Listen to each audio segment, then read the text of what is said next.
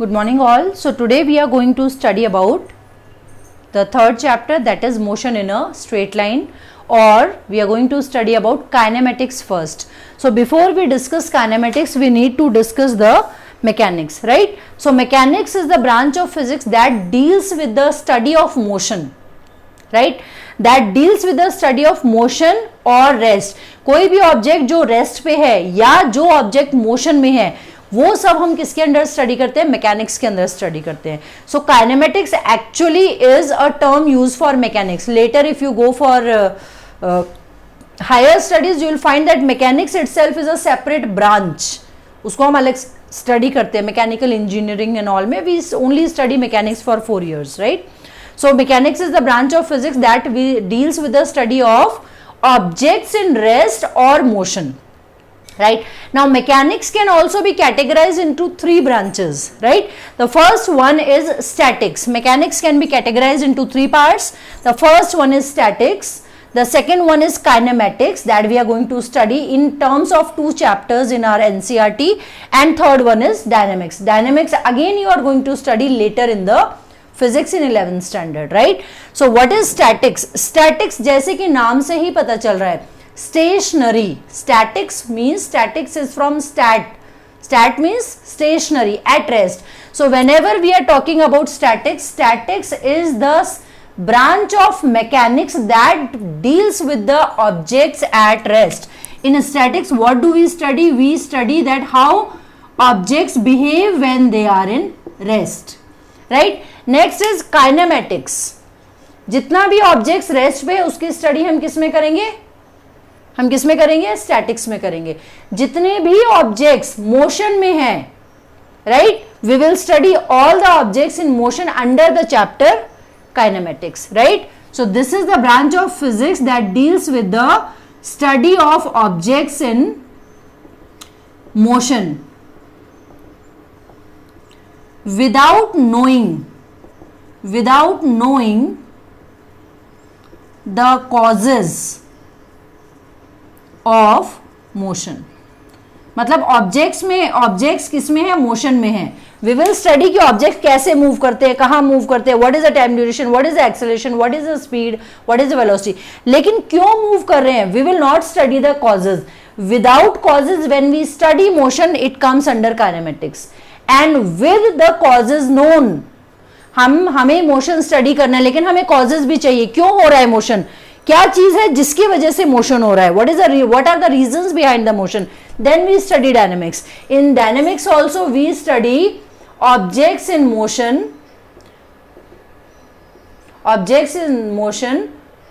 And we study the causes of motion. Causes of motion, किस वजह से हो रहा है, कौन सा फोर्स उन पे लग रहा है जिसके वजह से मोशन हो रहा है, right? So what we have learn that mechanics has 3 branches. Statics, objects जो रेस्ट पे है वो सब स्टडी किसके अंडर आता है? स्टैटिक्स. ऑब्जेक्ट्स मोशन में है वो सारा स्टडी किसके अंदर आता है? काइनेमेटिक्स. जैसे आपका थर्ड चैप्टर क्या है? Motion in a straight line. इसे हम काइनेमेटिक्स 1 भी कहते हैं. फोर्थ चैप्टर क्या है? Motion in a plane. Motion in a plane means उसे हम काइनेमेटिक्स 2 कहते हैं. तो we are also studying kinematics in 2 part. Motion in a straight line, that is kinematics 1, and then we are going to study motion in a plane, that is kinematics 2. तो हम भी 2 chapters पढ़ने वाले हैं kinematics. लेकिन what are the causes behind the motion, that we will not study in these 2 chapters, right? Next, laws of motion. When you will study further in 11th standard, we will learn about dynamics. Dynamics means we will learn about कि motion तो हो रहा है लेकिन what are the forces behind, what are the causes behind the motion, that also we will study in the dynamics, right? So these are the 3 branches that we are going to study this in this chapter, right? So before proceeding, we will also discuss the terms like rest and motion. अब rest और motion, these are the relative terms. Till 9th standard what do we study? We study that कि rest, object is at rest. ये object rest पे है, object is at rest. So हम rest को कैसे define करते हैं? When the object surrounding this objects are not changing. Say the book is kept on table and with respect to table, bed is not changing, almirah is not changing, chair is not changing, laptop is not changing the place. कोई भी object के surroundings अगर change नहीं हो रहे time की respect में, तो हम क्या कहेंगे? ऑब्जेक्ट क्या है? रेस्ट पे.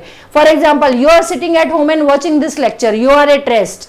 with respect to what? With respect to your surroundings.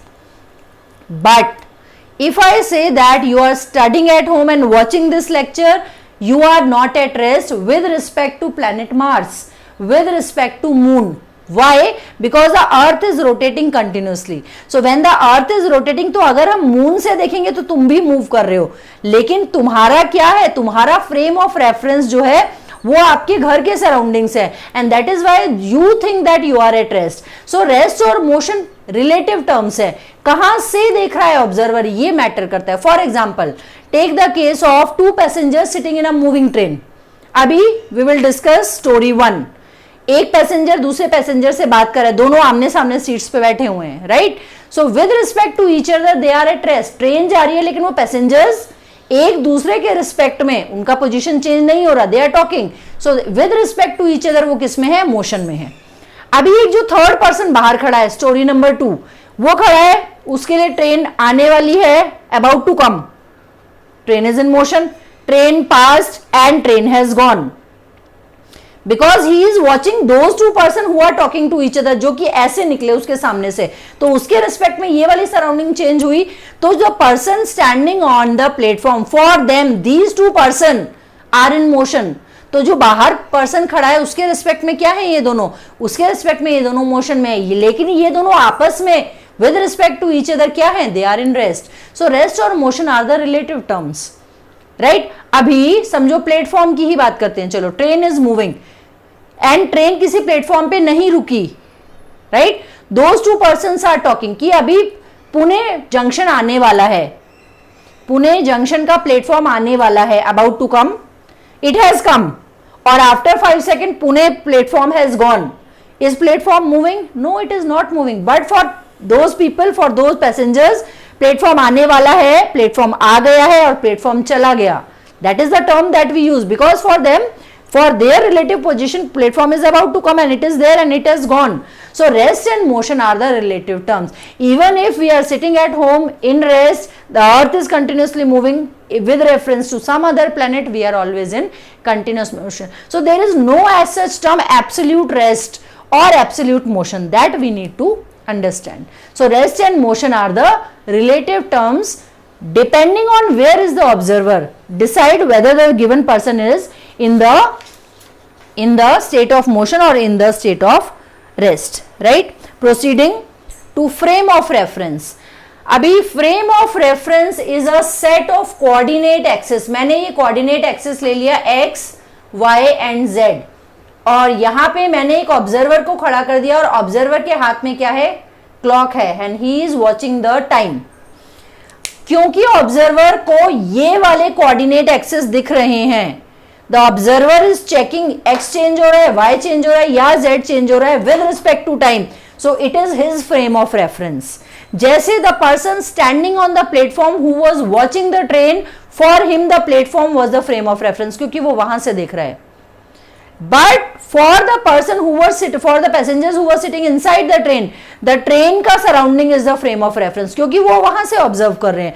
So what is frame of reference? जिस coordinate axis with respect to time जहां पे observer है, वहां से वो coordinate axis is the frame of reference. So definition wise, frame of reference is the set of coordinate axis with an observer with a clock in his hand, या with respect to time.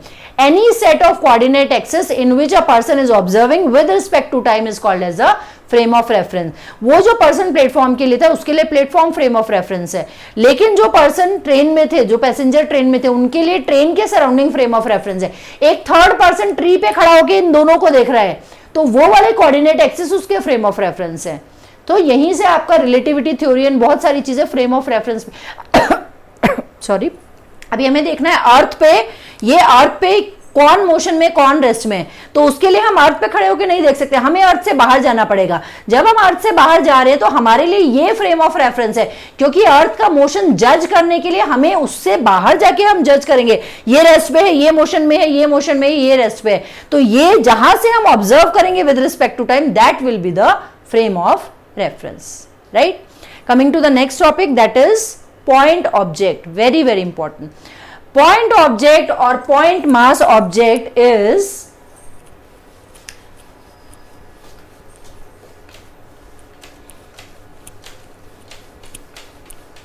yes. So we can name it as point object, we can name it as point mass, या इसको point object कह दो, या इसको simply particle भी कह दो. पार्टिकल का मतलब we are talking about a point mass object और पॉइंट मास. इसका मतलब ये नहीं कि वो बहुत छोटा है, it could be anything. Earth can also be a point mass, right. So what is the definition of point mass? If if any object is traveling some distance and the distance traveled by the object is much larger than its own size, अपने size के comparison में बहुत सारा distance travel किया है, then it is considered as a point mass. For example, say you are participating in a marathon and you move from Pune to Delhi, then your body is a point mass object, because as in comparison to the size of your body, that is 1 meter something, 1 point some meter, you have traveled a distance of 2000 kilometers, right? Then your body is said to be a point mass body or point mass object or point mass simply. Say there is a small insect and it goes from one end of a stadium, cricket stadium, to the other end of the stadium, crawling on the ground. Then that object is considered as a point mass, because as compared to its own size, it has covered a much more larger distance. Earth, size of Earth is, radius of Earth is 6400 kilometer, but when it is taking the full revolution in 1 year 365 days, so as compared to the size of the Earth, it has taken much larger distance. In that case, Earth can also be regarded as a point mass object. A car traveling few thousand kilometers can be considered as a point mass object. Say a train is moving from Pune to Lonavala, will not be considered as a point mass object. Train का length है 500 metre या train का length है 800 metre, distance travel है 50 kilometer, we can not say. But the same train when travel from Pune to Delhi will cover a distance of 2000 kilometers. In that case, that train will be considered as a point mass object. So what is point mass? Remember, कोई भी object जो अपने size के comparison में बहुत ज़्यादा distance travel करता है, that is a point mass object. I hope this is clear to you. So on the basis of this point mass object, we have 3 definitions of motion. And these 3 definitions are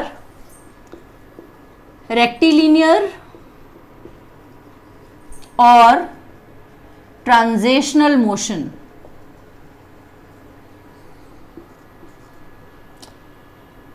circular or rotatory motion, oscillatory or vibratory motion, right? Rectilinear motion, whenever a point mass is traveling in a straight line, point mass travel कर रहा है straight line में, तो कहलाता है वो motion rectilinear motion. Whenever a point mass, वो point mass कुछ भी हो सकता है. If a point mass object is moving in a straight line, we say that the body is under, that the point mass is under rectilinear motion. लेकिन जब कोई भी body which is not a point mass, traveled in a straight line, we say that the body is under translational motion. मतलब straight line motion ही है, rectilinear का मतलब भी straight line, translational का मतलब भी straight line.